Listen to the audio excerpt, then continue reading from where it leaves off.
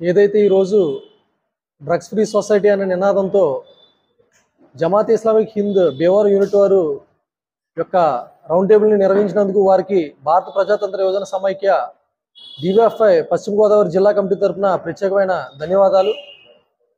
ఈ రోజుల్లో ఇటువంటి సదస్సులు ఈ సమాజానికి ఎంతైనా అవసరం అని చెప్పి ఈ సందర్భంగా నేను విజ్ఞప్తి చేస్తా ఉన్నాను.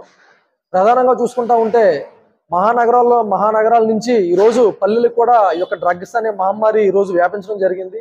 ప్రధానంగా దీనికి బాధితులుగా విద్యార్థులు, యువజనులు, మైనారిటీస్ కూడా అతి చిన్న వయసున్న స్కూల్ చదివే పిల్లలు కూడా ఈ యొక్క డ్రగ్స్ అనే మహమ్మారికి గురయ్యి వాళ్ళ యొక్క భవిష్యత్తుని నాశనం చేసుకోవడం జరుగుతుంది.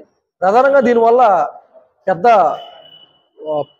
పెను ప్రమాదం ఏంటంటే ఈ డ్రగ్స్ యొక్క వాడకం వల్ల ఒక తరమే తుడిచిపెట్టిపోయే ప్రమాదం ఉంది. దీన్ని అందరూ కూడా గ్రహించాలి.